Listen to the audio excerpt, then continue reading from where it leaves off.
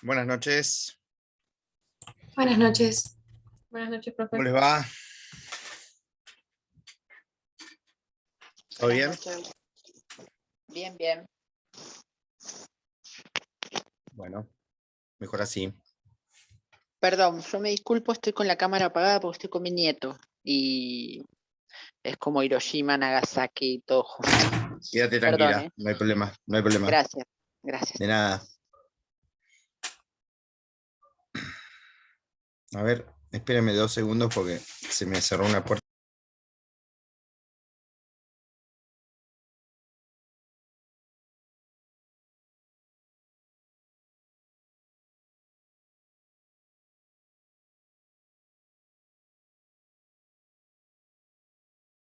Bueno, ahora sí.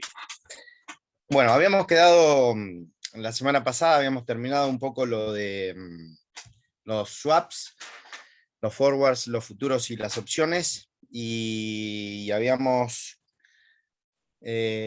coordinado en empezar a establecer algunas cuestiones que son importantes del resto de las unidades, como para ir cerrando algunos tips que son necesarios saber de cada una de las bolillas que quedan. En ese sentido, presupongo que ya habrán visto con la doctora Navarro lo que es garantías, y a mí me interesaba ver o apuntar algunas cuestiones relativas a las garantías que son interesantes, o más que interesantes, quizá importantes o trascendentes para desarrollar a lo largo del módulo de garantías, más allá de que podríamos estar hablando 2 meses de garantías, pero bueno, por lo menos como para tener un poco de noción o de idea de cómo viene la cuestión. En ese sentido, recuerden ustedes, quizás algunos ya los vieron, otros no tanto, que hay determinadas garantías, hay un apuntecito nuestro sobre lo que son, creo que se llama aproximación a una teoría general de las garantías o algo así. Eso es un trabajito viejo que yo hice hace mucho tiempo para una tesis, y es en realidad descriptivo, tampoco es que es un trabajo muy profundo, pero, pero ahí se puede ver un poquito cómo es la estructura, o mejor dicho, cómo funciona el tema de cómo agrupar las garantías y para qué sirve cada una de esas. En ese entendimiento a mí me interesaba hoy abordar 2 o 3 temas de garantías, como ser lo que es la fianza, como garantía personal o como primera clase de las categorías dentro de la categoría de garantías tradicionales, lo que es hacer una diferenciación entre el aval y la fianza, y también después tomar lo que sería la garantía flotante o la garantía flotante que prevé el artículo 327 de la Ley de Sociedades General de Sociedades, perdón, y el artículo 3 de la Ley 23.576, que es la Ley de Obligaciones Negociables, porque ella prevé también la aplicación subsidiaria de la Ley General de Sociedades en torno a lo que es la garantía flotante sobre obligaciones negociables. En el caso del 327 es sobre debentures, que sería una especie de título de deuda también generado por las sociedades. El tema ahí va a estar dado en la legitimación, porque las obligaciones negociables tienen como un espectro más amplio de actuación, no solamente se aplica a lo que serían las sociedades por acciones, sino también se puede aplicar a lo que serían asociaciones o sociedades cooperativas, asociaciones civiles o sociedades cooperativas, conforme a lo que dice el artículo 1 de la ley 23.576 de obligaciones negociables. Entonces, ojo con los sujetos legitimados para emitirlas, porque es más amplio que el de los debentures. Pero más allá de eso, quería mencionar algunas cositas ahí como para que quede claro, más allá de la cuestión del ciclo biológico de las garantías y de todas esas cuestiones que quizás no vamos a tener tiempo de analizar en profundidad, pero sí por lo menos salir de comercial reforzando algunos conceptos de contratos de garantías, los que sean contratos, y otras cuestiones. ¿Sí? Si les parece, obviamente. Después vamos a ver si podemos analizar algo, si tenemos tiempo, si podemos analizar algo relativo a lo que sería el derecho de seguros, principalmente el 118, el 109, el infraseguro, el sobreseguro y las caducidades de derechos de seguros, y qué diferencias existen entre lo que es la reticencia, la rescisión del contrato de seguro, la nulidad del contrato de seguro, lo que serían las caducidades y otras cuestiones. Y después vemos a ver si en el último tramo podemos hacer algo de derecho industrial. Bueno, ustedes saben que en realidad el derecho de garantías es un derecho no subsidiario, pero sí es un derecho que se desarrolla o se elabora en virtud justamente del derecho privado patrimonial, en el que hay que garantizarle a aquel que deposita su confianza en el otro para que le pague, hay que generarle alguna suerte de garantía o alguna suerte de mecanismo jurídico para que pueda recuperar aquello que dio sin ningún riesgo, porque el riesgo va a existir, pero que por lo menos exista una certeza de que esa deuda se va a cobrar. Y ustedes saben que la ley, desde el momento de que ustedes analizaron obligaciones, vieron que el derecho obligacional dice que la obligación, el vínculo obligacional, esta es una diferencia que vamos a ver con el derecho de seguros en torno a lo que es la caducidad como incumplimiento de una carga, como contraposición a una obligación, ¿sí?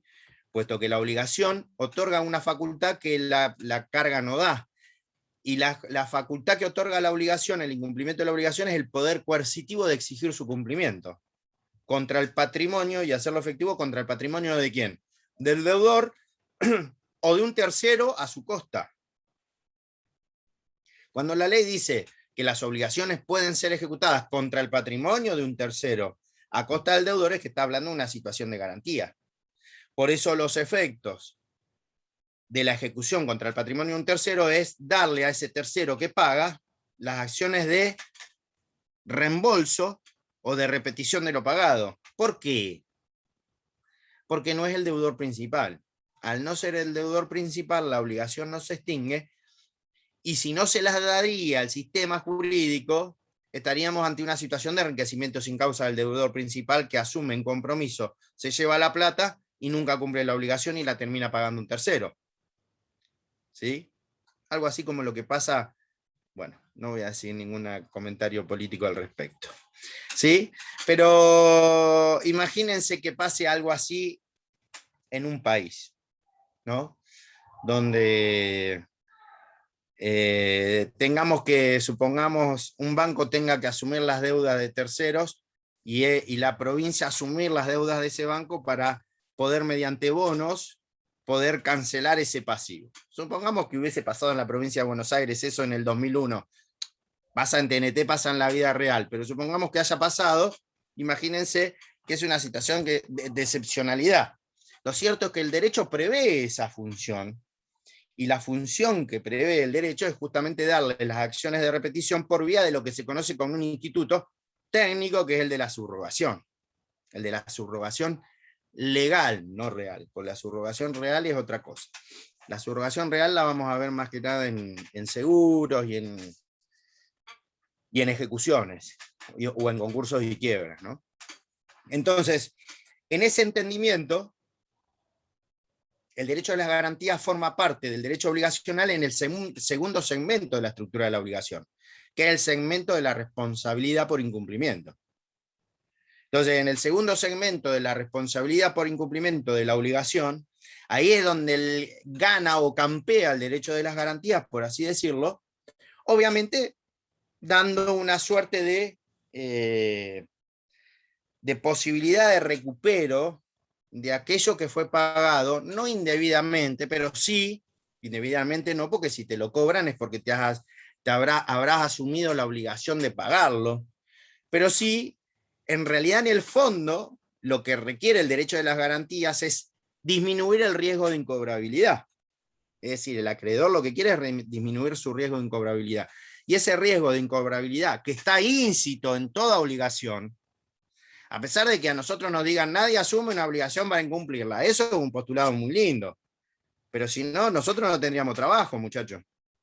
Entonces, si fuese todo tan lindo como los libros, ninguno de nosotros estaría acá, porque Si el derecho fuese presumido por todos, si las obligaciones y los contratos se celebran para cumplirlo, entonces ¿qué hacemos acá? ¿No? ¿Hacemos una reunión, una peña del derecho jurídico y judicial para hablar de lo lindo que son las normas? No. Es decir, el derecho es contingencia, en cierto modo, y ustedes se van a tener que encargar de resolver esas contingencias, de un lado, del otro o en el medio. Depende de la función que cumplan. Pero lo cierto es que el derecho es contingencia. Siempre, fíjense ustedes, que el derecho como regulador social, cualquiera sea la posición o concepción de derecho que tengan, siempre advierte que existen fallas, porque siempre hay algún sujeto u objeto que incumple o que, generalmente los sujetos, ¿no? Que interfieren, como diría Cosio, la conducta intersubjetiva, ¿no? La interferencia intersubjetiva de conducta genera lo que es el derecho. En algún momento hay alguna que se excede, y al excederse genera una ruptura del ordenamiento jurídico. Al romper ese ordenamiento jurídico, lo que genera es un factor de atribución que es la antijuridicidad. ¿Sí? Hay una violación a la norma. Si no hubiese antijuridicidad, no estaríamos hablando del pago de lo indebido, ni de la subrogación, ni de nada de eso. Entonces, el derecho un poco es eso, es ver y regular todas esas cuestiones, pero en realidad lo que hace es un ordenador social, no es nada más que eso. Si no, esto sería anárquico, a pesar de que parezca ser anárquico. Después que no, las normas están, después que no se cumplan es otro tema. Entonces, en ese sentido, ahí aparecen varios contratos, o varias instituciones que no son contratos, que son figuras de garantía. Hoy vamos a hablar en particular de tres. La primera, la fianza. El segundo es el aval. Y la tercera es la garantía flotante. Yo quiero profundizar sobre esos tres más que nada. No es lo que más me interesa. Después el resto, prenda, hipoteca, anticresis, lo van a ver en reales y así sucesivamente. ¿Hasta acá vamos? Yo sé que hablo mal siempre, pero hoy hablo más mal de lo normal porque estoy medio resfriado, así que estoy como complicado y aturdido, como dice la canción, ¿no? Bueno. Fianza. 1574 y siguientes del Código Civil y Comercial. Importancia de la fianza. Lo voy a decir rápido a esto porque ustedes ya dieron contratos. Quizás no es la mejor comisión de contratos, pero dieron contratos. ¿Sí? Ustedes saquen sus propias conclusiones. Pero más allá de eso, la fianza es un contrato de garantía tradicional, y cuando decimos tradicional es porque es accesoria y subsidiaria. ¿Y por qué es tradicional? Porque es una garantía personal. ¿Y por qué es personal? Porque lo que hace la fianza como consecuencia de ese contrato que celebran el acreedor y el fiador es sumar un patrimonio más de agresión. Es decir, tenemos, si tuviésemos que hacer el raconto, la hilación de dónde arranca todo esto, y todo esto arranca con un principio que dice que el patrimonio es la prenda común de los acreedores. Esa es la garantía genérica. Por eso se le llama garantía genérica. Porque no se grava ningún bien, pero todo el patrimonio es garante del compromiso obligacional del sujeto. Cuando yo sumo a otro sujeto, por eso es personal, cuando sumo a un fiador, lo que estoy haciendo es dándole al acreedor la posibilidad de agredir dos patrimonios. El patrimonio del deudor principal y el patrimonio del fiador. Es por ello que existen tres clases de fianza, básicamente, en la relación que puede existir entre el fiador y el acreedor. ¿Por qué? Porque la fianza genera, al ser un contrato accesorio, obviamente va a generar variantes de relaciones.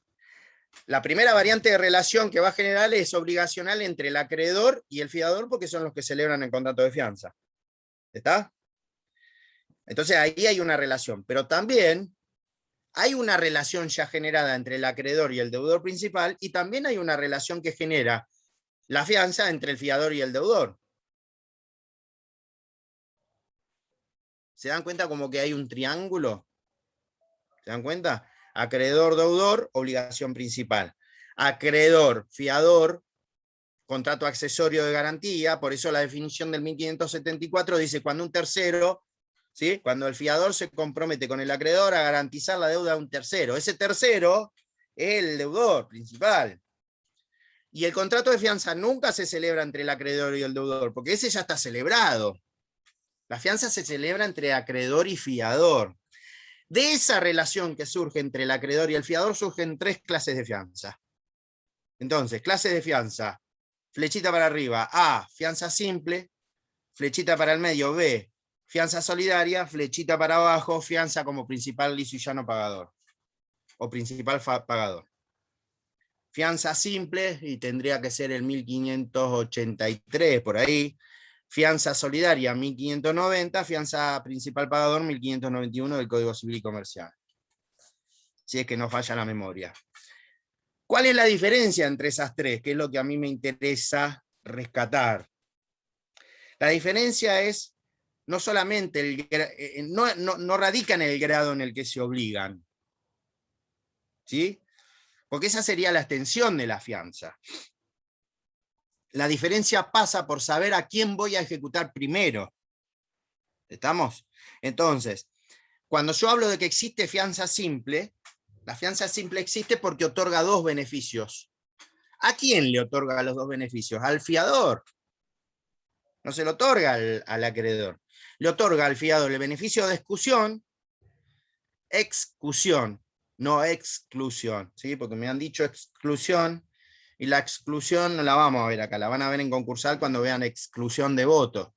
Pero acá es de exclusión, viene de executir, de ejecutar los bienes. El beneficio de exclusión significa que el fiador tiene el beneficio de que cuando hay un incumplimiento obligacional del deudor principal, el acreedor tiene que ir primero a agredir el patrimonio del deudor principal y después, en cuanto no le alcance o exista un remanente, recién ahí puede ir a agredir el del fiador. ¿Está claro? El segundo beneficio que existe, lo digo rápido porque esto ya lo saben, ¿sí? No estoy inventando nada, ya fueron a contrato y ya lo vieron. Con la leyenda que ustedes ya conocen también. Entonces, el segundo beneficio que tiene existe ante la virtualidad o la existencia que existan cofiadores, que es el beneficio de división. El beneficio de división sostiene, o mejor dicho, otorga la posibilidad de que la deuda se divida de acuerdo a cómo se han obligado. Es decir, traduciendo del chino mandarín a criollo básico, lo que hace el beneficio de división es considerar a la deuda simplemente mancomunada. Si vamos de nuevo a la parte que hace no muy poco vieron de obligaciones, vieron que las obligaciones mancomunadas eran donde existía una pluralidad de vínculos. Y esa pluralidad de vínculos podría ser simplemente mancomunada o solidaria. ¿Y qué era lo que diferenciaba una u otra? Y la posibilidad de cobrarle a todos una porción de la deuda o de cobrarle a uno la totalidad de la deuda. Además de otras cuestiones, porque después venían las acciones de contribución. Entonces, del 841 del Código Civil y Comercial, ¿sí? Si vos rápido me dicen, pero se supone que ya lo sabemos. Entonces, el beneficio de división, ¿qué dice? Ante la existencia de varios cofiadores, el acreedor puede ir a reclamarle a cada cofiador la porción que le corresponde. El fiador demandado, si la fianza simple, tiene la posibilidad de oponer el beneficio de división y decirle, a mí no me podés cobrar el todo, a mí me tenés que cobrar la porción que me corresponde o a la cual me comprometí con el resto de los cofiadores. ¿Por qué? Porque la obligación es simplemente mancomunada. ¿Está claro?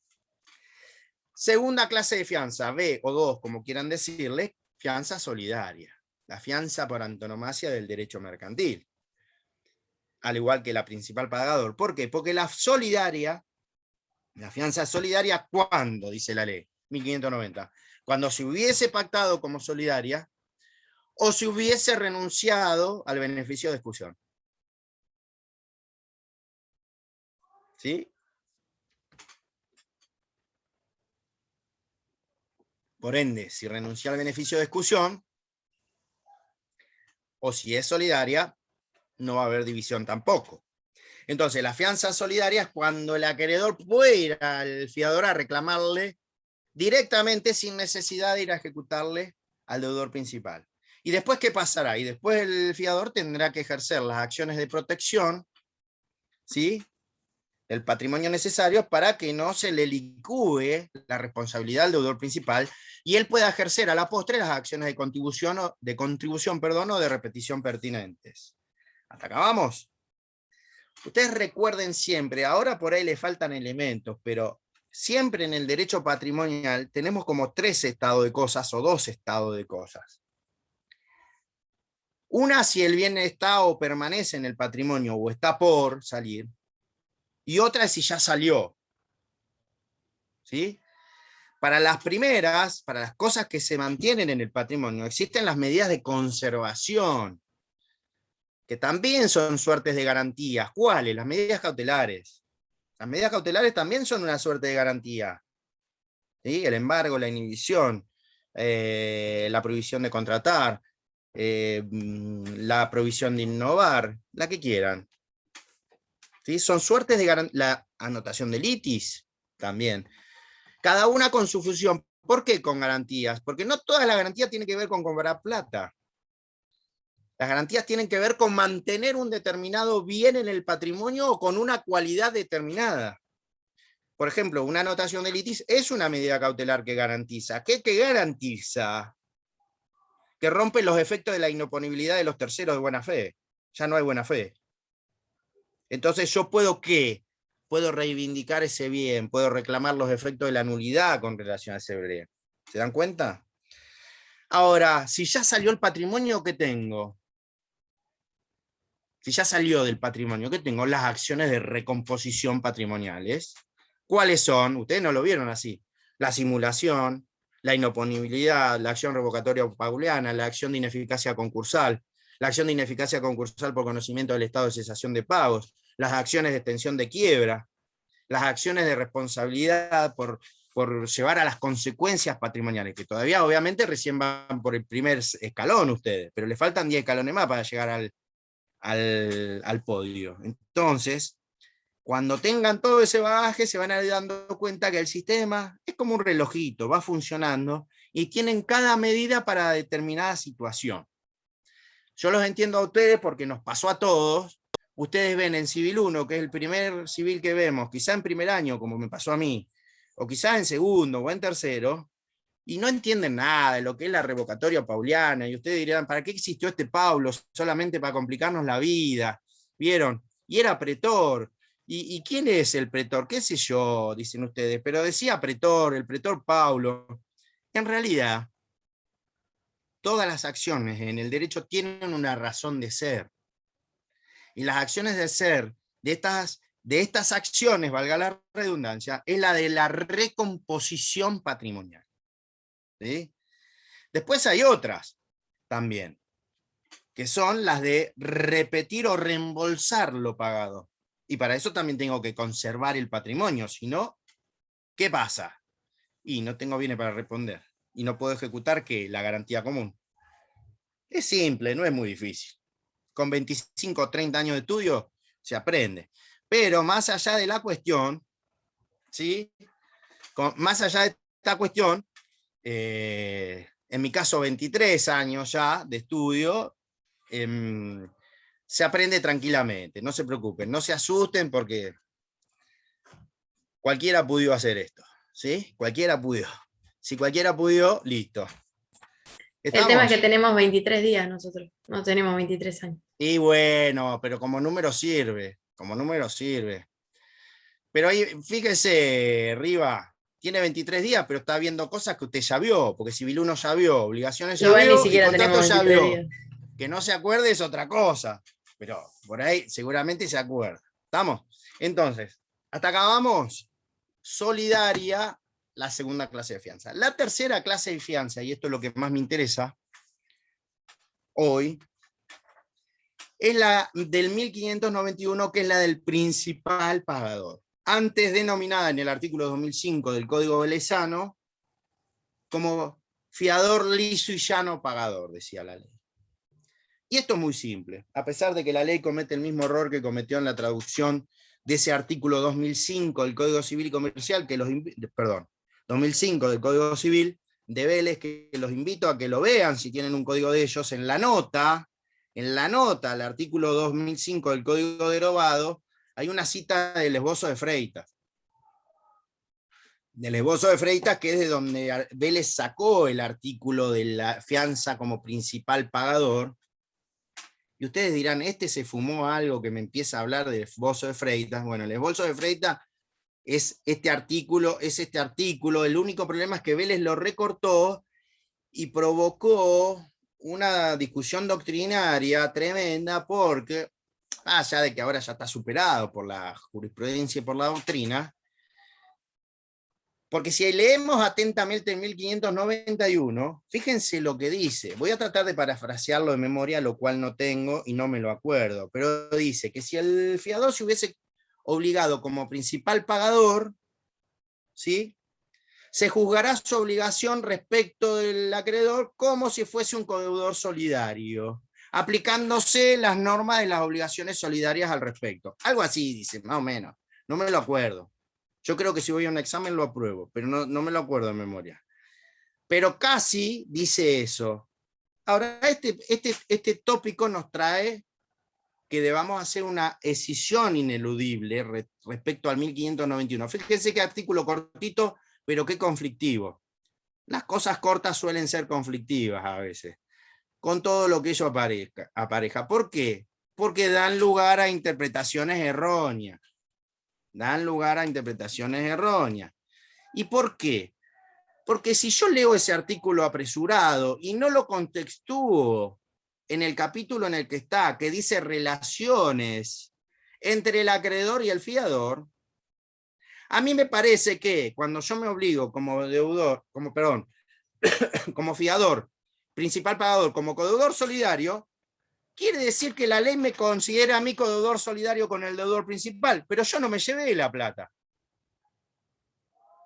Señor juez, le digo, yo no me llevé la plata. Pero amigo, usted lo firmó como principal pagador. Y lo de principal pagador dice que usted es codeudor solidario. Sí, pero ¿sabe qué pasa? Que Martínez se llevó $1.000.000 de pesitos y yo salí como garante. Y yo no vi nada del $1.000.000 de pesitos. Y lo lamento, le va a decir el gerente del banco, pero usted firmó como fiador. Se va a comer el dedo, Riva. ¿Tiene hambre? ¿Qué pasa? ¿Se da cuenta? Tengo muchas cosas. Bueno, todos tenemos cosas, pero trate de no autoflagelarse. Entonces, sí, el tema es el siguiente. ¿Cuándo la ley considera que el fiador principal pagador es codeudor solidario? Eso lo considera solamente frente al acreedor. No lo considera, ¿sí? Lo considera en la relación contractual, que la ley dice que si uno firma como principal pagador, para el acreedor es codeudor solidario y puede ir a ejecutar a cualquiera de los dos por la totalidad del monto. Hasta ahí no habría diferencia con la solidaria. El problema radica en que ese artículo no se aplica a la relación entre fiador y deudor principal. Fíjense que si leen a renglón seguido de los efectos entre deudor principal y fiador, con relación al deudor principal, no hay codeudor solidario. ¿Por qué no hay codeudor solidario?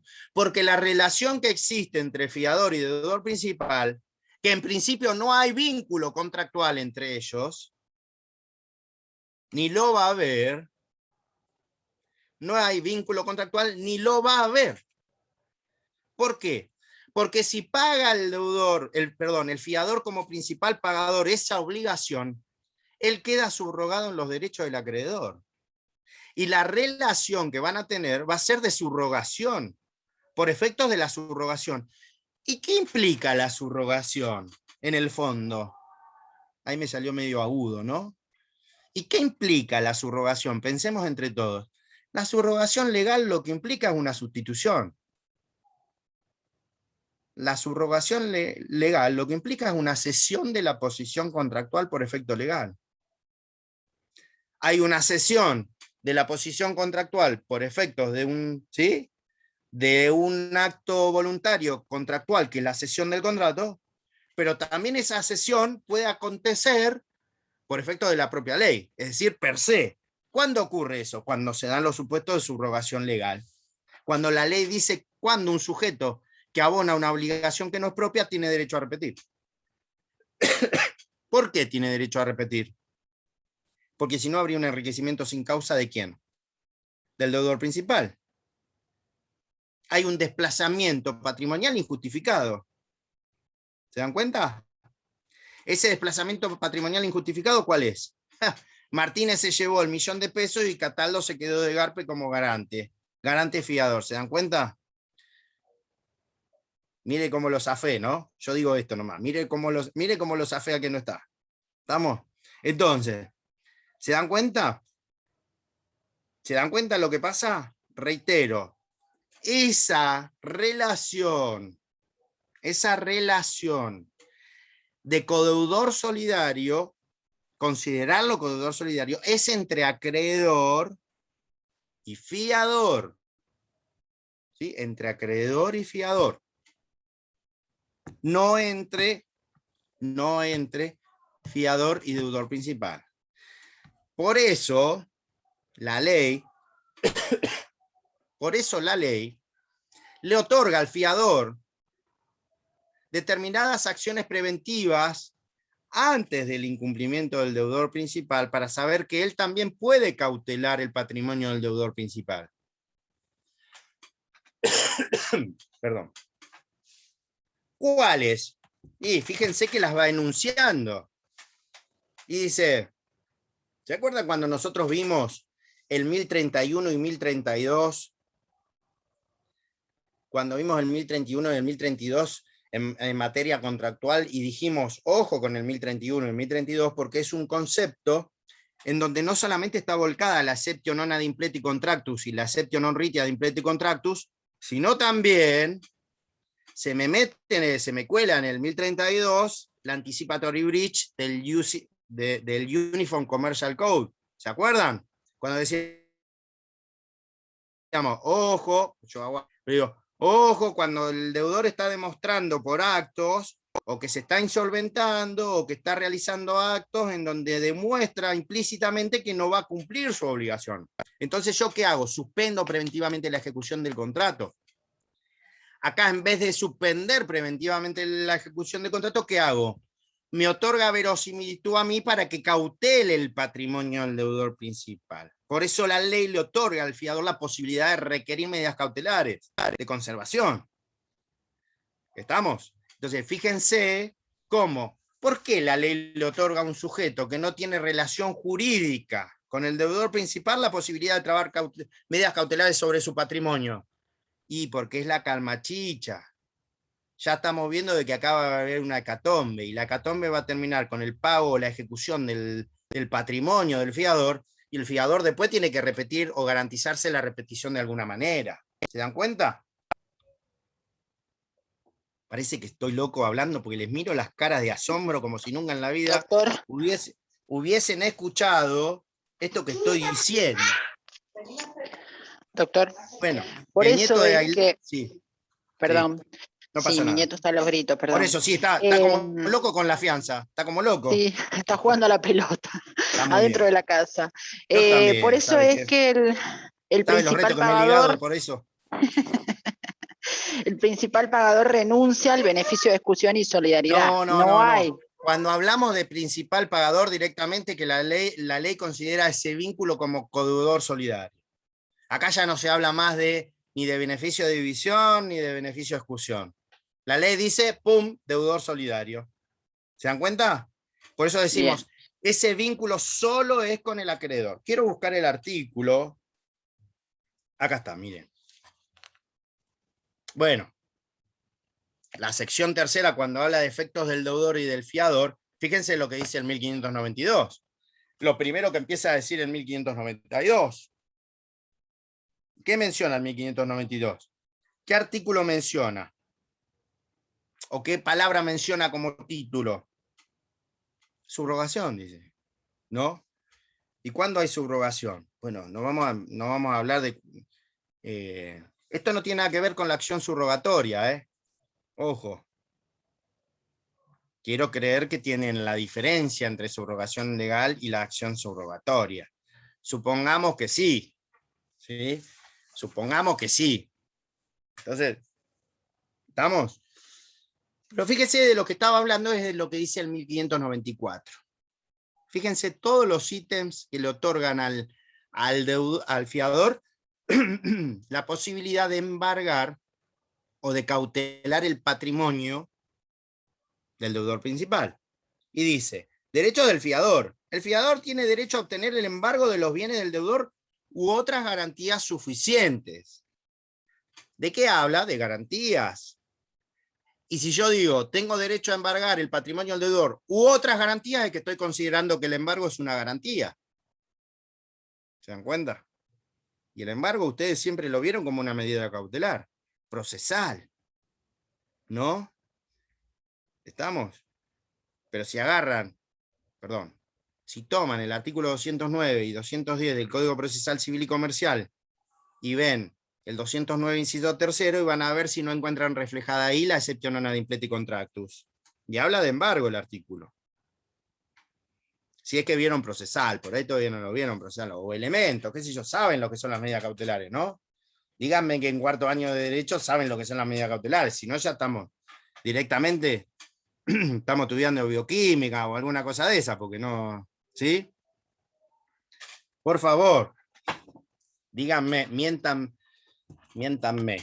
¿sí? Hasta acá vamos. Eso es lo que a mí me interesaba reflejar de este punto de las garantías, ¿sí? De las garantías, porque uno dice, no, la fianza es re fácil. Sí, sí, vamos a ver qué tan fácil es la fianza. Cuando uno empieza a escarbar un poquito, empieza a escarbar, y ahí se dan cuenta que están tecleando, como dice el popular, el refrán popular, están más para el arpa que para la guitarra, ¿no? Entonces, en ese sentido, ojo con eso. ¿Y qué otra cosa importante hay de la fianza? Muchas cosas importantes hay de la fianza. Lo primero que tienen que saber es que la fianza nace con la confianza, con la amistad. No anoten nada de esto porque es un refrán. Nace con la confianza, con la amistad, con el noviazgo, con el touch and go, con el che, me gusta, quiero vivir con vos, con el parentesco, y después termina con todo eso. ¿Por qué? Porque se va, no paga y quedan ustedes de garpe. Y entonces, por favor, les pido, como amigo, nunca firmen una fianza. Ni a un noviecito, ni a una noviecita, ni a un noviecite, ni no sé, salvo que tengan mucha confianza, pero sepan que van a terminar mal, sepan. Miren, el que avisa no traiciona. ¿Y a un hermano? Y a un hermano, hay que dársela, al hermano hay que dársela. Pero bueno, después uno lo tiene que andar siguiendo. Yo si tuviese una hermana contadora no se la daría, por ejemplo, por una cuestión de incumbencia, porque vio cómo son los contadores. Pero bueno, imagínense. Pero los abogados somos peores, así que... Pero bueno, después cuando hay que ir al terreno de lo jurídico nos necesitan a todos, así que mantengamos la cuestión de incumbencia. ¿Sí? Entonces, esto de los contadores es un chiste, si no se me van a enojar varios acá. ¿Sí? Y más allá de esta cuestión, varios que son o están estudiando tienen familiares o padres o madres contadores, supongamos, que pase así. Si pasa esto de la confianza, por eso la fianza se conoce como un negocio fiduciario en parte. Y fiducia es confianza, es trust. Y la indemnidad también es una clase de fianza. La fideiusio indemnitatis es una clase de fianza que tiene algunos efectos parecidos a los de la fianza, pero no todos. Ojo, ¿sí? Entonces, eso por un lado. Más allá de esto, de esta jocosidad y de lo chistoso, como para romper el clima, en estos 56 minutos de derecho comercial, que son menos, cosa importante que hay que saber de la fianza. Más allá de que puede ser del objeto, que se puede, no vamos a reiterar cosas que ya vienen en contrato sobre el objeto de la fianza y todo eso. Lo que sí me interesa es que sepan es que esta fianza o esta clase de que se llame solidaria o no, en el derecho comercial lo van a ver constantemente. ¿Por qué? Porque la tipología societaria también habla de responsabilidad solidaria.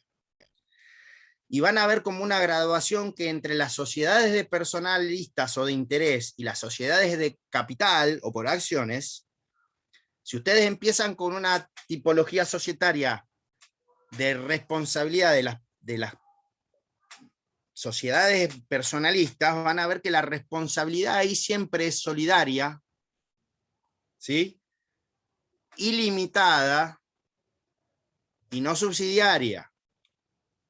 Entonces, ojo, porque esto tiene que ver con algo de la extensión de la responsabilidad patrimonial, que quizá ustedes todavía no lo vieron porque no vieron sucesiones.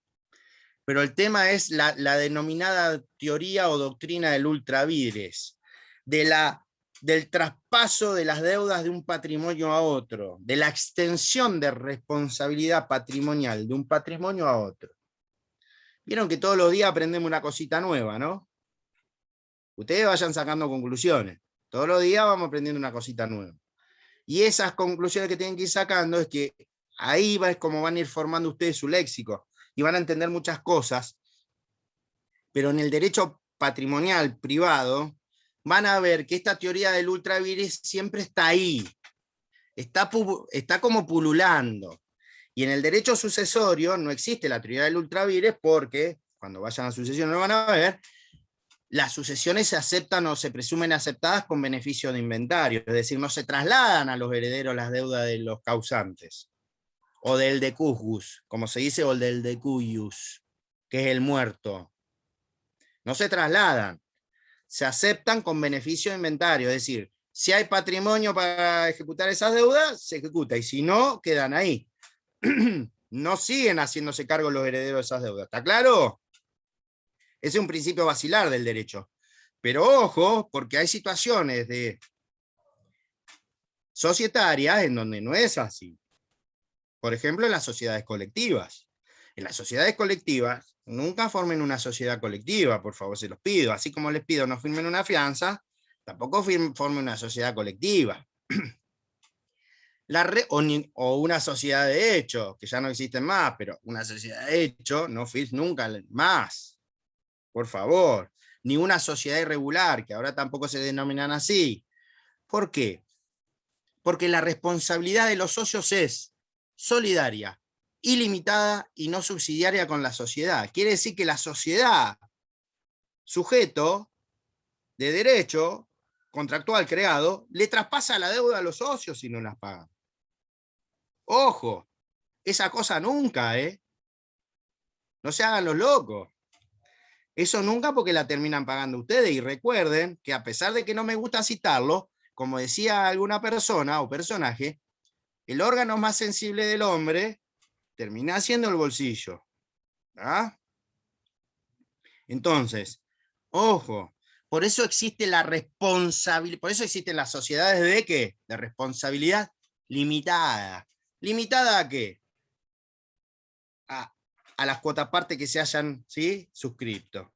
Por eso existen las sociedades anónimas o por acciones. ¿Limitada a qué? A las acciones que tengo.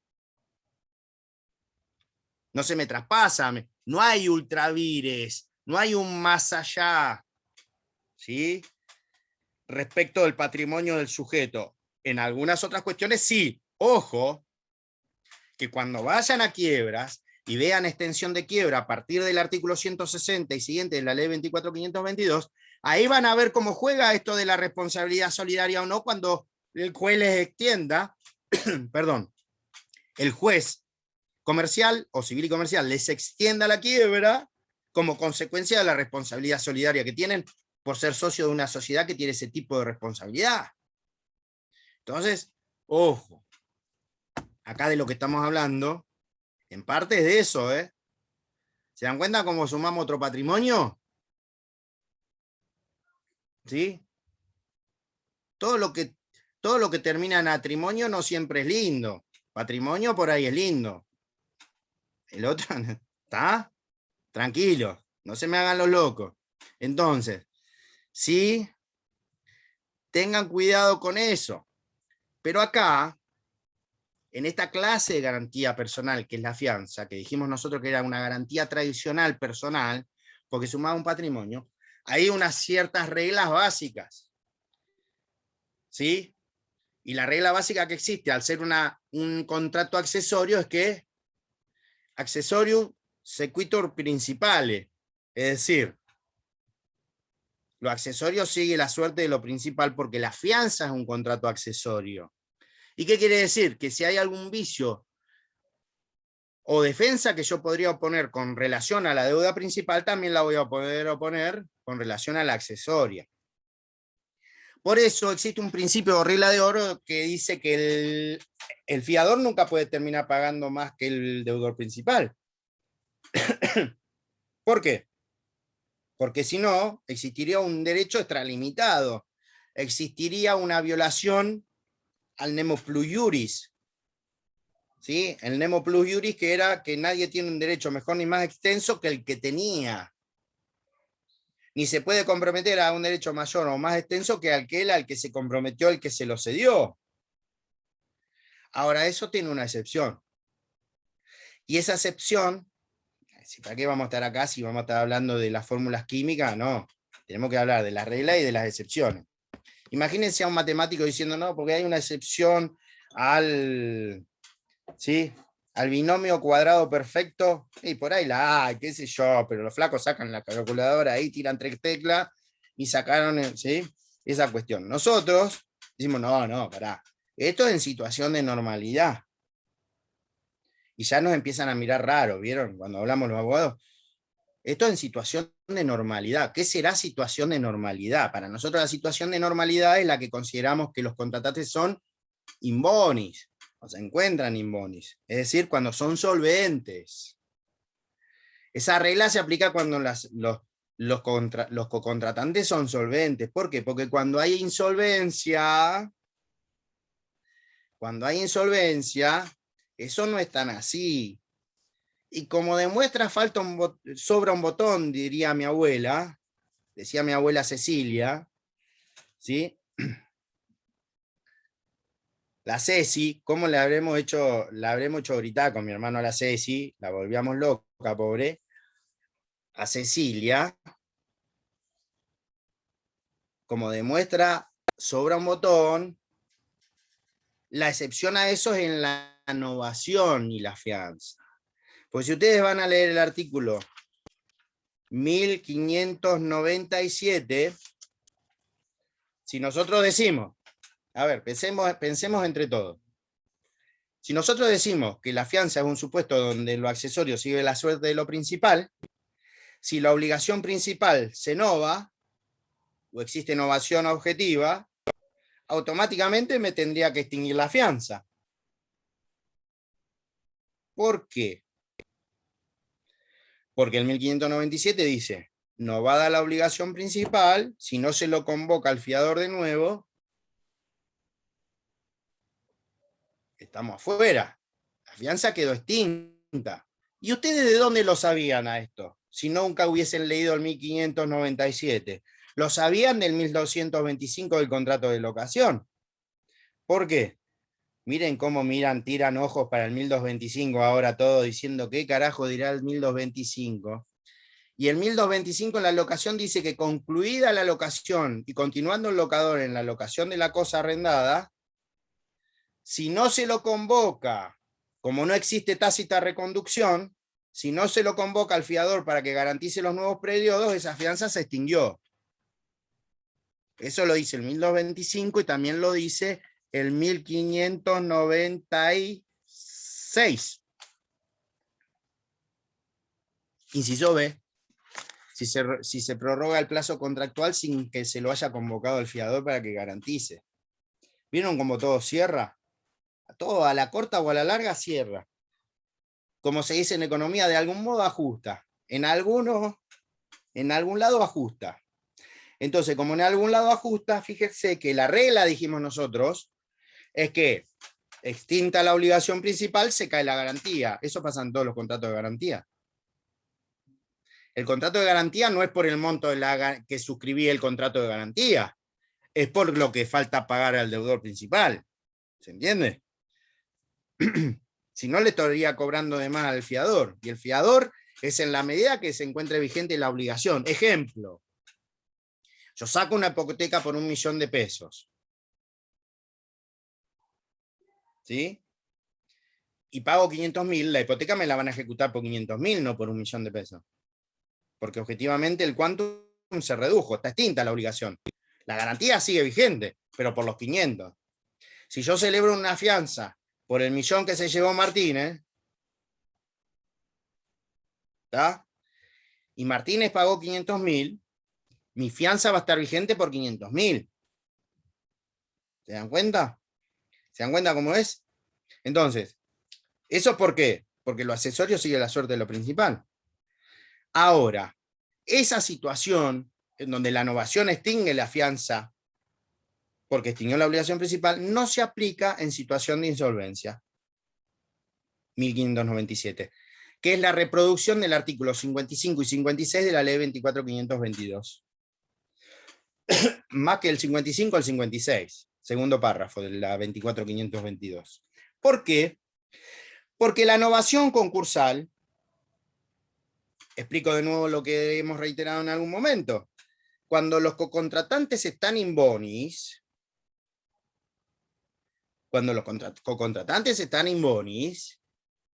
el principio que rige, ¿cuál era? Prior in tempore, potior iure. Primero en el tiempo, mejor en el derecho. Por eso existen las preferencias. El primero que cautela es el primero que va a cobrar, salvo que tenga un privilegio. ¿Está? Ahora, cuando una de las partes cae en estado de insolvencia, el principio deja de ser el prior in tempore potior iure para pasar a ser otro principio, que es el de la par conditio creditorum. Todos los acreedores de causa o título anterior a la presentación concursal preventiva o declaración de quiebra deben concurrir al proceso concursal, conforme al estatuto concursal y en la medida que les diga la ley concursal, ¿a qué? A verificar sus créditos. Tienen que pasar por el test de la quiebra. Tienen que pasar por el test de la verificación de quiebra, de créditos en la quiebra. ¿Y qué dice el 55 y el 56? El 55 dice que el deudor que se concursó le tiene que ofrecer propuestas a los acreedores y llegar a un acuerdo, ¿sí? Que antes se llamaba concordato preventivo, ahora no se llama más concordato, se llama un acuerdo preventivo.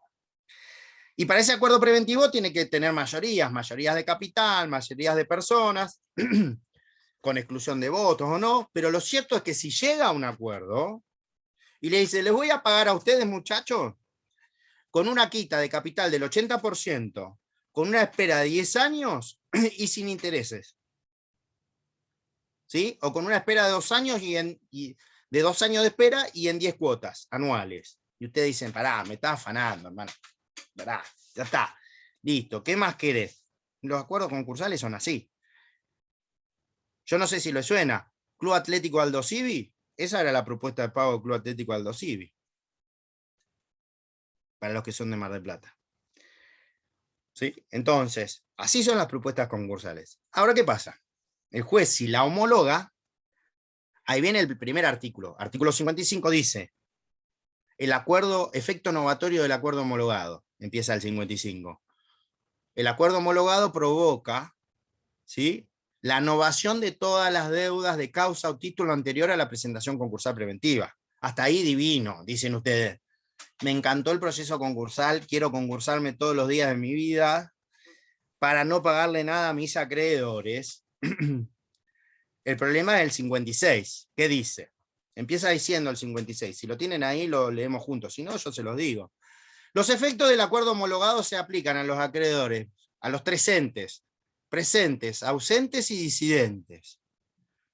A renglón seguido, segundo párrafo, dice, los efectos del acuerdo homologado no se extienden, ¡pum!, a los fiadores solidarios ni a los codeudores solidarios. Entonces, APA, excepción a la regla de la que la novación extingue la fianza. Cañete se agarra la cabeza. Antonino se tapa la boca. Rivas cierra los ojos. Montenegro apenas tiende a reírse, Martínez se ríe. Lanza está preocupado con la cara así. Limardo está peleando con su hermana ahí. Los dos están escuchando la clase de fianza. Y así sucesivamente. Apareció Soler, Martínez. ¿Sí? Entonces, Soler, hice un chiste con vos y no estabas escuchando. Ya te lo perdiste. Vas a tener que ver la clase para ver qué es lo que dije. ¿Sí? Hablando en serio ahora. Mirá, ni bola me da, ni me contesta. Lo menciono y ni bola me da. Hablando en serio, lo que dice el 56 es que los efectos de esa novación no se extienden a los fiadores. ¿Qué es lo que dice el 1597? Si ustedes van al 1597 y googlean el 55 y el 56, van a ver que dicen lo mismo y que el 1597 está extraído del 56. Y ya aprendieron 2 artículos de la ley de quiebras. Miren, para cuando tengan que ir a quiebra. ¿Cómo estamos hoy? ¿Cuántas cosas se llevan hoy? Y gratis. Bueno, vamos todavía. Aunque estudiar en la universidad pública es lindo, es bueno, pero no es gratis. ¿Sí? A alguien le cuesta siempre. ¿Estamos? ¿Se dan cuenta de esto, no? De la repercusión de esto, no de lo que dije de la universidad pública, por favor, estamos hablando del efecto de la novación concursal.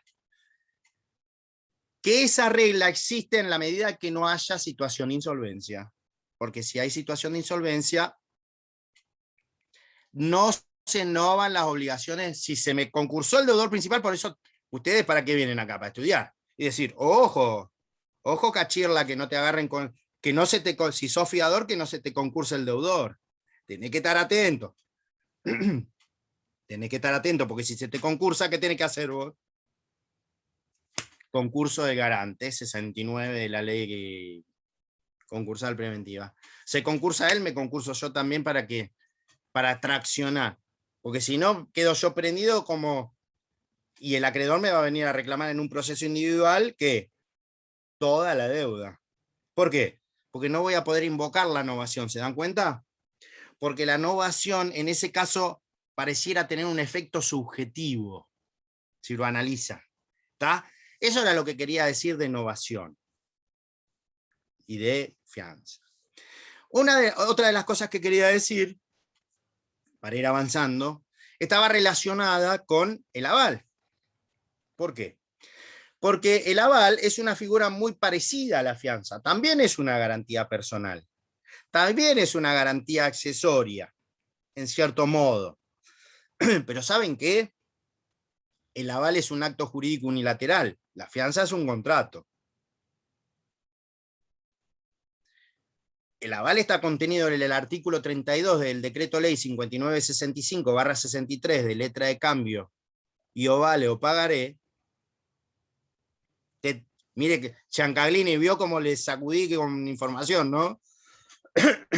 Repito, el aval está contenido en el artículo 32 del decreto ley 5965/63 de letra de cambio y o vale o pagaré.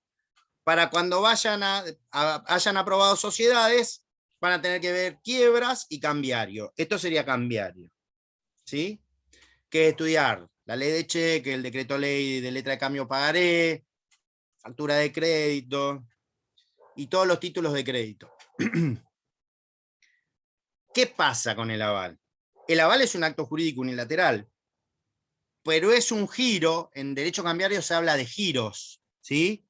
El giro del que suscribe, del girado, del avalista, del endosante, del endosatario. ¿Está claro? Son todos giros.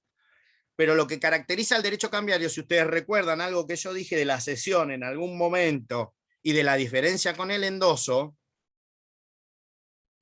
miéntanme por segunda vez en la noche y díganme, sí, nos acordamos de todo eso, y de la autonomía y abstracción cambiaria también, y de la definición de título de crédito, van a recordar que a partir del artículo 32 se regula el aval como garantía de los títulos de crédito. ¿Sí? Y se aplica a los pagarés, a las letras de cambio y a los cheques también. Entonces, todo, dice la ley, toda firma vagante en el, ¿sí? en el frente del instrumento que diga por aval o que ande vagando se considera avalista, si no es del suscriptor. Y el avalista es, ¿sí? Es una garantía personal unilateral. ¿Y qué significa esto? Que a diferencia de la fianza, no es un contrato. Yo soy avalista porque quise y lo firmé. ¿Estamos? Pero ¿qué diferencia hay? Que el avalista garantiza toda la obligación, pero si paga, él tiene, ¿se acuerdan cuando hablamos? Esto lo hablamos cuando hablamos de diferencia de obligaciones de la solidaridad, ¿se acuerdan? Que dijimos que la solidaridad mercantil, si existía solidaridad mercantil, se extinguía con el pago. Pero eso no pasaba en la solidaridad mercantil cambiaria. ¿Por qué? Porque en la cambiaria, si no pagaba el deudor principal, todos los giros, incluido el del avalista, tenían derecho a repartir por la totalidad. ¿Se acuerdan? Bueno, ese efecto de la repetición o del reembolso in totum de la deuda, el avalista también lo tiene, aun cuando fuese contra su avalado. ¿Por qué? Porque el avalista no es el deudor principal. ¿Y qué es lo que pasa? El avalista es un giro unilateral que dice que el avalista, una vez que firma, se obliga en los mismos términos que el avalado. Claro, obligarse en los mismos términos económicos no significa ser deudor principal. Porque si no caemos en la misma discusión del 1591. ¿Estamos? Hay caras de asombro ya. No sigo porque hay caras de asombro y creo que esto es más difícil que swap para algunos. Ya veo que le termino preguntando swap a alguno y me dice, sí, linda película la de SWAT, ¿eh? Terminan cambiando todo. ¿Sí? Entonces tratemos de no confundir. ¿Sí? Bueno, hasta acá vamos. El aval, si paga el avalista, tiene derecho a la repetición por el todo. Artículos 32 a 34 del Decreto Ley 5965. Por favor, léanlos. Por si se los preguntan, qué sé yo. Por ahí la doctora Navarro se los quiere preguntar, o el doctor Díez, o la doctora Soria. ¿Estamos? Y por último, de garantías, ¿eh? Si tengo tiempo, tiro alguna filigrana más del 118. No se preocupe, Cañete se agarra la cabeza, se toman la temperatura, algunos. Godoy ya directamente puso la foto, ¿sí? De protector de pantalla de la computadora y listo. Peores algunos que ya están todos negros, como López, Peña, Gropa, Tomás, Emiliano y mi amigo. ¿Sí? ¿Estamos? Bueno. Garantía flotante. Recuerden ustedes que ustedes ya saben lo que es la garantía flotante. Se hacen los loquitos, pero cuando vieron fondo de comercio, sí, parte de fondo de comercio, pero cuando vieron prenda, con la doctora Navarro, seguramente, prenda con registro, con más precisión, y artículo 13, más precisión, mirá cómo apareció Soler. Vamos, Soler. Sos como un reborn, sos el renacido. Vamos, ¿qué estabas haciendo? Invocando. Pero te invoqué como 40 veces, pero no estaba escuchando, hermano. Porque... no. ¿Qué pasó? Pasó que ustedes vieron una suerte de garantía que era la prenda con registro. Pero la prenda con registro, en la prenda, ¿sí? En la prenda flotante, refiere solamente a cosas muebles. Acá cuando hablemos de garantías flotantes en el artículo 3 de la ley 23.576, que es las garantías constituidas en las obligaciones negociables, o lo que se conoce con el nombre de floating charge, que es la carga flotante o la garantía flotante, ¿qué es lo que ocurre? La floating charge del artículo 3 está copiada del 327-328 de la Ley General de Sociedades, cuando habla de los debentures, ¿sí? Que son los títulos emitidos que pueden emitir las sociedades. ¿Qué es lo que ocurre? ¿Qué pasa? Montenegro se ríe, está contenta con los debentures y demás. ¿Qué es lo que ocurre? La ley permite la emisión de las obligaciones negociables con las garantías flotantes, pero las garantías flotantes de la ley de sociedades y de la ley de obligaciones negociables es más amplia que la ley de prenda con registro. Son garantías flotantes, pero son más amplias. ¿Por qué? Porque la ley de obligaciones negociables y la ley general de sociedades permite la garantía flotante no solamente sobre las cosas muebles, sino también permite la garantía flotante sobre los inmuebles y sobre los derechos y acciones. Entonces, cuando ustedes vayan a ver el ámbito de extensión, ¿sí? Primero que existe, se las denomina las dos garantías flotantes, pero tienen distintos alcances. ¿Por qué? Porque la garantía flotante de la prenda con registro, que se aplica principalmente a la prenda del Fondo de Comercio, y si tienen en cuenta la ley 25.113, que es la ley de contrato de maquila, que se aplica principalmente a los establecimientos productores vitivinícolas, en donde les garantiza al productor de uva, che, llevé uva, no me la pagaste, ¿cómo me lo garantizás? No sé, la uva no está más, se pudrió, la hice vino. ¿Con qué me garantizan? Me tiene que garantizar con el maquila o con la garantía flotante sobre algún producto que él tenga como patrimonio de él. A lo que refiere la garantía flotante, la ley de obligaciones negociables y la ley general de sociedades es más amplia que la ley, que la floating charge de la ley de prenda con registro, a pesar de que las dos sean prendas, o mejor dicho, sean garantías sin desplazamiento. ¿Se acuerdan de esto, no? El desplazamiento o no desplazamiento depende de que quede en manos del deudor la cosa dada en garantía. En la prenda con registro, que es la excepcionalidad de las prendas, porque la prenda general, si ustedes leyeron el Código Civil Comercial, la prenda es con desplazamiento. Yo le entrego a mi acreedor la cosa para que se la quede. En la prenda con registro, justamente por eso se llama con registro, no se desplaza la cosa queda en manos del deudor, pero hay que registrarla en el registro pertinente. Acá también hay que registrarla o inscribirla. ¿Dónde? Dice la ley, en el registro público de comercio o en el registro que corresponda a cada uno de los bienes que constituyen el patrimonio y sobre los cuales se establece la prenda flotante, perdón, la garantía flotante o la floating charge. ¿Cuál podría ser? Y si son acciones, si van a ser las acciones, en el libro de registro de acciones. Si son inmuebles, en el registro de la propiedad inmueble, que hay una emisión de ON garantizada con garantía flotante. ¿Se dan cuenta? O si son muebles, en el registro de muebles registrables. ¿Estamos?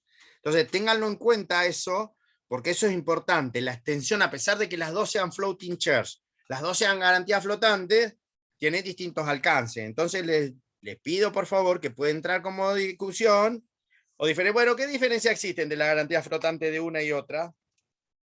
Ojo con eso. ¿Está? Quería aclarar eso nomás, para que ustedes lo tengan en cuenta.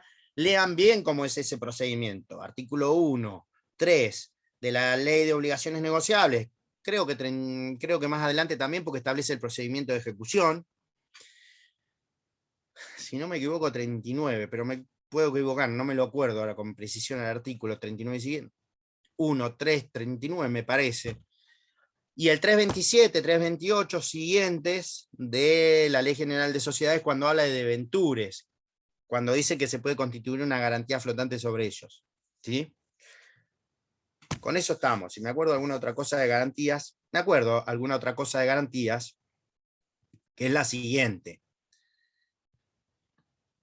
Y que es que existen varias formas u otras figuras que técnicamente no se las conoce con el nombre de garantías, pero que implican una garantía, como por ejemplo los pactos de subordinación crediticia, o los pactos de no gravar, la negative pledge. Todas esas cosas son, en cierto modo, la subfianza, la subfranquicia.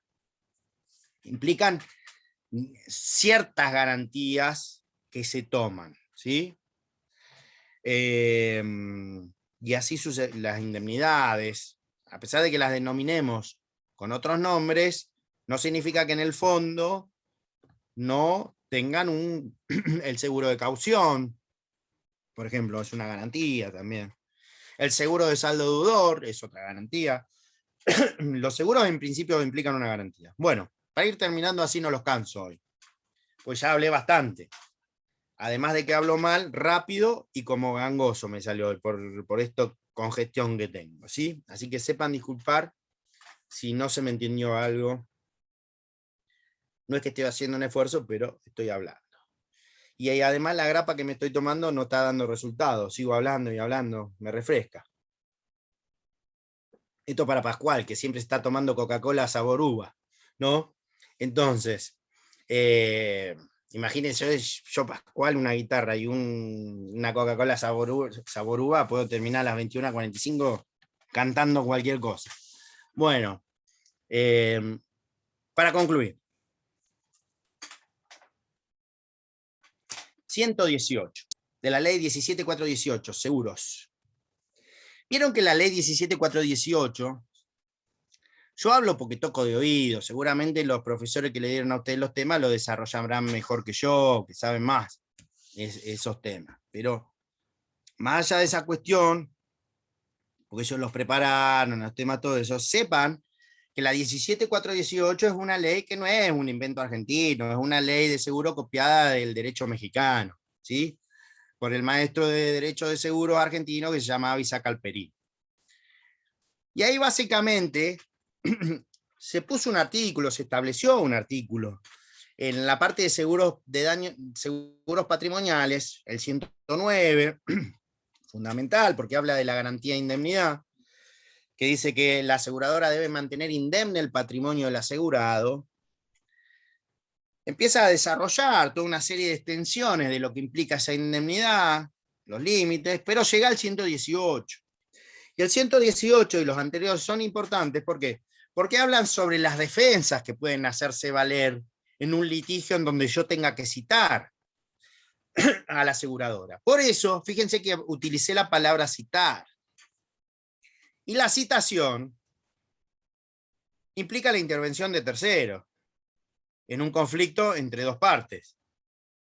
Por eso existe la citación de evicción, cuando hay garantía de evicción o garantías de saneamiento, y por eso existe la citación en garantía. ¿Qué son los nombres que las leyes procesales eligieron para hacer intervenir a estos sujetos en un proceso? ¿Por qué? Porque la controversia en cierto modo es común. ¿Se dan cuenta, no? ¿Y es común a qué? A los que están litigando. Pero si ustedes vieron procesal, ¿se acuerdan que hay, a partir del artículo 89, perdón, cuando habla de la intervención de los terceros en los procesos, vieron que existen diversas intervenciones. Intervención simple, adhesiva, coadyuvante, obligada. Existe una que es obligada, que es la del 94 del Código Procesal Civil y Comercial de la provincia y de la nación, porque dicen lo mismo. Y la obligada, ¿por qué se caracterizaba? Porque una vez que está citado el tercero, que se considera que la citación es obligatoria, o porque es liticonsorte, o porque la contienda puede resultar común, los efectos de la sentencia se les tienden a él como al deudor principal. Por eso, primer consejo, si es que lo aceptan, y un amigo, si no lo quieren aceptar, tómenlo como una charla de amigos. Ojo con todas las situaciones del artículo 56 de la Ley de Sociedades, cuando habla de la responsabilidad solidaria de los socios, y ojo con la citación de los terceros, no se coman Es decir, cuando tengan que citar a un tercero, cítenlo, no lo citen por miedo, cítenlo porque estudiaron y saben que hay que citar al tercero, porque si no lo citan a ese tercero, pueden comerse lo que se conoce como la excepción de negligente defensa, en donde no citaron al tercero que tenían que citar y después no le van a poder cobrar. ¿Sí? A pesar de que no se lo hayan enseñado en procesal, supongamos. ¿Estamos? Entonces, fíjense cuántos regalitos nos llevamos hoy. Se ve que se acerca Nochebuena, se acerca Navidad y ya vamos con los regalos. No se pueden quejar. ¿Sí? Entonces, ojo con la citación de negligente defensa. Por favor, para la clase que viene, léanlo, busquen excepción de negligente defensa para que ustedes sepan cómo funciona. Justamente funciona por todo esto.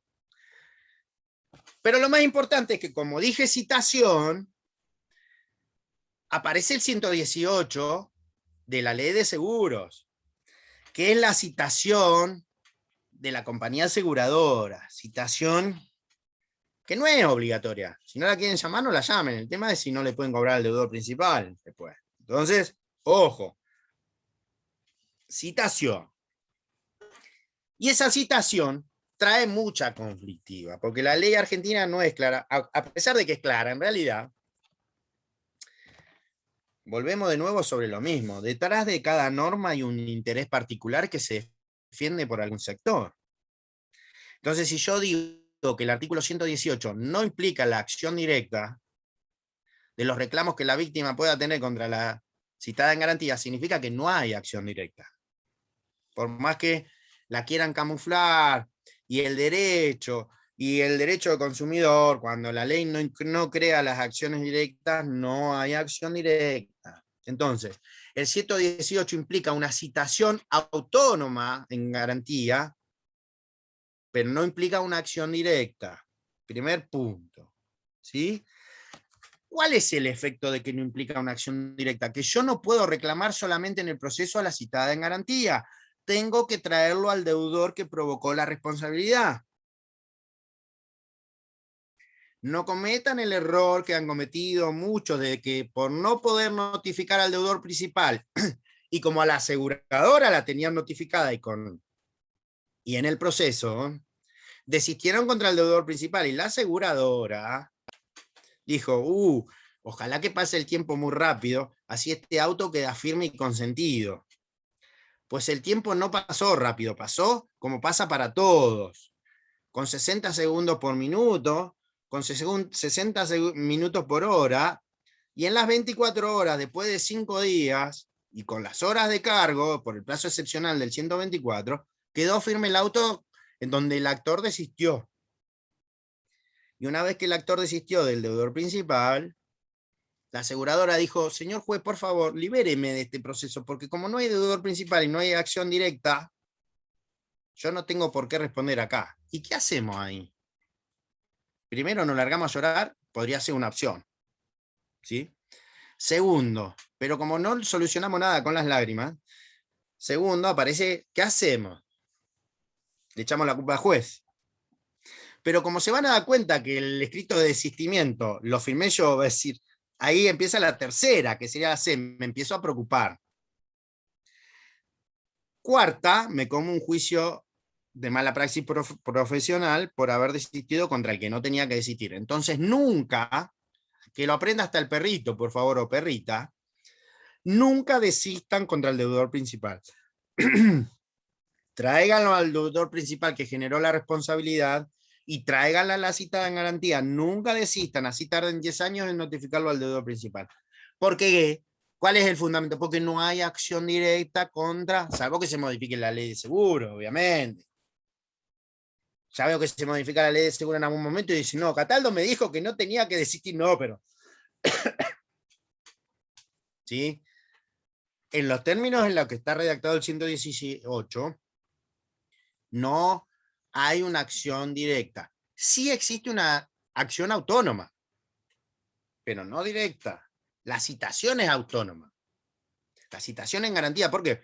Porque yo puedo citarlo autónomamente y traer al deudor, pero al deudor lo tengo que traer. ¿Sí? Entonces, ¿hasta acá vamos? Pero lo importante del 118, además de ser esto y de la naturaleza jurídica de la citación en garantía, que algunos consideran que es un liticonsorcio necesario y otros que no, yo no considero que sea un liticonsorcio necesario, porque en realidad la naturaleza de por cuál responde cada uno de ellos es que son obligaciones concurrentes. Por eso, cuando ustedes lean sentencias de daños y perjuicios condenando, van a ver que no dicen responsabilidad solidaria. Van a ver que dice, ¿sí? Condenar o haciendo lugar a la demanda de daño y perjuicio contra Pepito y en forma concurrente contra la citada en garantía. ¿Se acuerdan cuál era la diferencia entre obligaciones solidarias y concurrentes, no? La diferencia de causa. Entonces, estas obligaciones son concurrentes, no son solidarias. ¿Por qué? Porque el deudor principal va a venir al proceso demandado en virtud de su responsabilidad que puede ser derivada de cualquier evento, un cuasidelito, un delito, responsabilidad civil o un contrato que puede haber con un seguro. Ahora, la aseguradora no va a venir por esa fuente de responsabilidad. La aseguradora va a venir porque su fuente de responsabilidad es contractual. ¿Por qué? Porque él tiene que responder en los términos del artículo 1 de la Ley de Contrato de Seguros. Él tiene que responder porque él asumió el compromiso de que, si se producía el riesgo, si se materializaba ese riesgo, que vamos a denominar siniestro, tiene que pagar. Tiene que pagar la indemnización. ¿Está claro? Ahora, una vez que viene, la citada en garantía forma parte del proceso. Y ahí se pone la segunda, o salta la segunda cuestión trascendente. ¿Cuáles son las defensas que puede hacer valer la aseguradora? Y ahí hay un hito que divide las aguas de las defensas que pueden ser opuestas de las que no pueden ser opuestas. Es decir, hablando en criollo, opuestas pueden ser todas las defensas. El tema es cuál el juez le va a dar bolilla o no. Y la ley en el 118 dice, es claro esto, y se lo graban como a su apellido. Una vez que traigo a la compañía aseguradora al proceso, solamente puede hacer valer las defensas nacidas con anterioridad al hecho del siniestro. ¿Qué significa esto? Y cierro la puerta porque me estoy congelando. ¿Sí? Pasan pensando 2 segundos.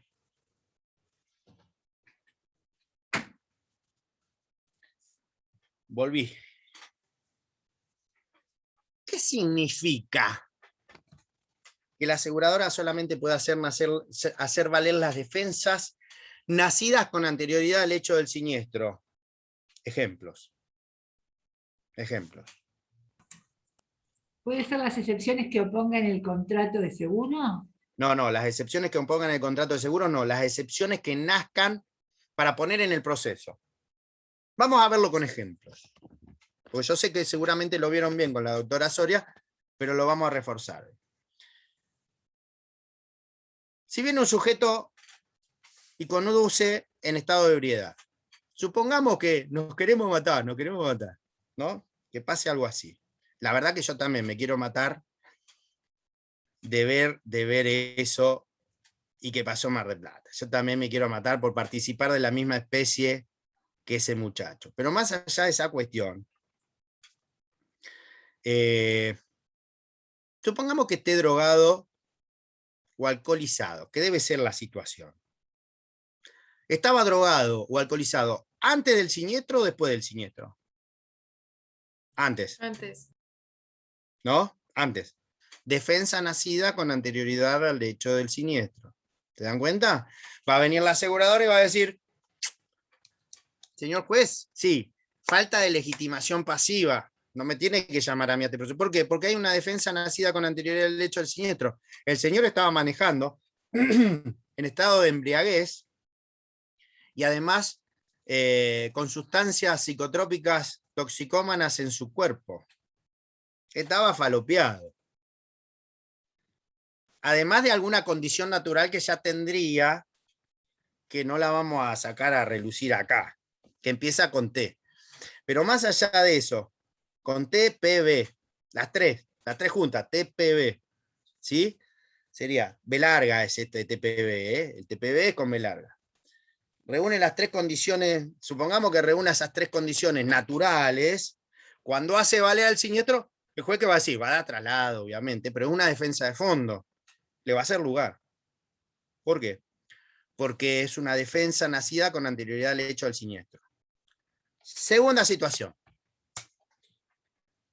Yo soy re loco, me las reaguanto y soy anárquico. Y yo, como sé manejar, voy y manejo por toda la ciudad. Y resulta ser que no saco licencia a conducir, y manejo. O se me vence la licencia a conducir. Y tengo la mala suerte de que tengo un accidente. Y choco con otro vehículo, supongamos. Proceso, aseguradora no paga, viene el proceso, citada en garantía. ¿Qué dice la citada en garantía? Señor juez, vengo a poner al proceso falta de legitimación pasiva. ¿Por qué, señora citada en garantía? Porque yo no debo entrar en este proceso porque el señor asegurado que me convocó manejaba sin licencia de conducir. Y yo no garantizo ni cubro los riesgos que se materializan después cuando hay un supuesto de exclusión de cobertura. No garantizo los riesgos o los accidentes que provoque gente que no está habilitado para conducir. Les pregunto, ¿la licencia de conducir era anterior o posterior al hecho del siniestro? Anterior. Anterior. Defensa que vale, ¿se dan cuenta? ¿Se dan cuenta? Ahora, supongamos que tenemos tanta mala suerte que venimos en todo en regla, re soleado, hermoso. No tomamos Fernet, tomamos un mate, todo re bien, y viene un colectivo y no choca. ¿Sí? Y el colectivo discute, que no, que vos me embestiste, que yo te embestí, bueno, nos embestimos mutuamente, porque nos encanta embestirnos, con M, ¿no? No con N. Bueno, por ahí con N también. Y, ¿sí? Y supongamos que pasan 72 horas al siniestro y yo no lo denuncio. Resulta ser que después la empresa de transporte me hace un juicio. A mí, a mi aseguradora, nos convoca el proceso y viene mi aseguradora y dice, perdón, señor juez, pero vengo a poner de falta de legitimación, yo no tengo nada que hacer porque Cataldo no me denunció este siniestro. ¿La defensa vale o no vale? No vale esa defensa. Porque es nacida con posterioridad al hecho del siniestro. ¿Se van dando cuenta? ¿Se van dando cuenta? Las que solamente son oponibles las que nacieron con anterioridad al hecho del siniestro. Las que nacieron con posterioridad, ¿cuáles pueden ser? No me denunció el siniestro dentro de las 72 horas. ¿Qué? ¿Entonces no me va a responder? No, eso será una cuestión de que después la aseguradora me repetirá o no. Pero es una carga. La aseguradora tiene que venir y responder. ¿Por qué? Porque la defensa nace con posterioridad al hecho del siniestro y es inoponible a la víctima. Otra, no, deber de colaboración. Che, pero Cataldo no colaboró, se fue, se buscó su abogado, se cortó solo, no nos dio los papeles. El juez, ¿qué le va a decir? Lo lamento, excepción nacida con posterioridad al hecho del siniestro. ¿Se dan cuenta? ¿Qué es lo importante del 118? Que ese artículo es el que le da a ustedes la directiva de cuáles son las defensas que puede oponerse o no puede oponer en el proceso por parte de la citada en garantía. Y ustedes quizás sean abogados de compañía aseguradora, pero lo más probable es que empiecen siendo abogados de demandados. Entonces, ojo, o abogados de actores, ojo, sepan cuáles son, porque esto es sustancial, ¿sí? Esas son las únicas defensas que pueden hacerse valer. La semana que viene seguimos, si Dios quiere, 30 de noviembre, ya concluyendo el año, a pocos días del descorche final, ¿sí?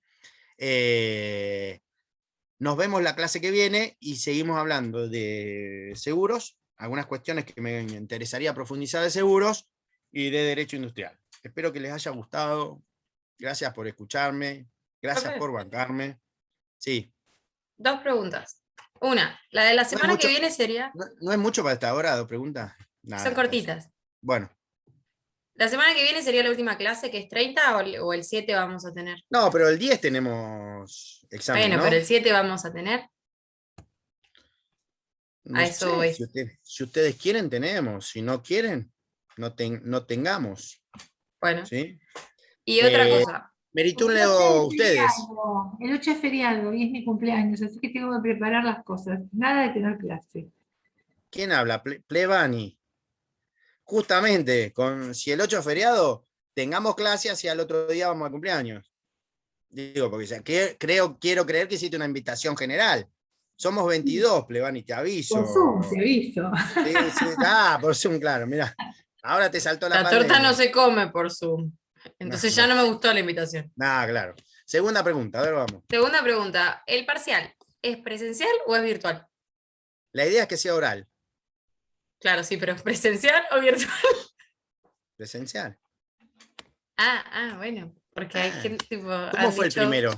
Cuénteme, ¿cómo fue el primero? Ya eso no se discute Pero a más. ¿Cómo fue principio el primero? de cuatrimestre habían dicho que sí, o sea, que se buscaba que sea oral para que sea virtual y no tengamos que concurrir de nuevo a la facultad. No sé quién le habrá dicho No eso estoy a usted, equivocada, lo pero- escuchamos todos. ¿Qué lo dijo? No, yo no lo escuché, la verdad. Yo lo dije. Yo sí lo Sofía, escuché, me acuerdo. Justo vos no me podés contradecir. ¿Quién, yo? Yo tampoco lo No, escuché. Sofía. Ah, Sofía, no sé, acá hay una relación rara entre Riva Pose, Limardo y Tizone que no sé qué pasa. Sí, no te haga el sota a Limardo porque el otro día saltó Tizone a defenderte. Yo, así como ustedes, lo que yo digo, yo sí. yo registro pero todo también, yo registro todo. Yo también Solo- registro, Cataldo, el viernes, Acá dice. el jueves a la noche en Buenos Aires. Ah, ¿dónde me vio? En Sky. Ah, usted lo dijo, yo no. Ah, ¿vio? ¿Se dan cuenta? Que esto del Zoom es feo, porque quedan las cosas grabadas. Está. Pero más allá de eso, Espero no haberlo comprometido. no, para nada, estoy muy bien. Estaba con mi señora, así que no hay problema. Digamos esto, si ya dimos el primero, presencial, no podemos no dar el segundo presencial, más si va a ser oral, porque por acá es lindo dar Zoom. Máxime cuando atrás de la pantalla no sabemos qué hay. Ahora va a ser una experiencia muy, muy linda. Y aparte no son tantos, 22. Son 22. Profe, ese argumento no es válido, que si el primero fue presencial, el segundo también. Porque si usáramos el mismo argumento, el primero fue multiple choice, el segundo debiera ser multiple choice. Pero, Siguiendo ¿qué el tiene que ver el argumento. múltiple choice con la presencialidad? No sé qué tiene Ah, que pero ver. es el mismo nivel de argumentación, profe, por favor. No es el mismo nivel de argumentación, porque venimos de un año y medio de pandemia. No sé cuál es la relación entre el múltiple choice con la presencialidad y la oralidad o no.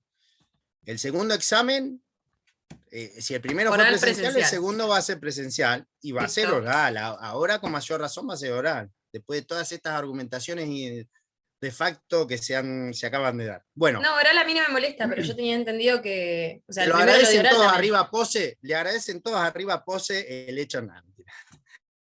El Viviana hecho de tener que rendir oral en forma presencial y a Plebani. Ahora empiezan a aparecer los responsables. Y vamos a ir al cumpleaños. Bueno, nos vemos la clase que viene. Listo, Hasta luego. gracias. Chao, gracias. Chao, profe. Hasta luego. Profe.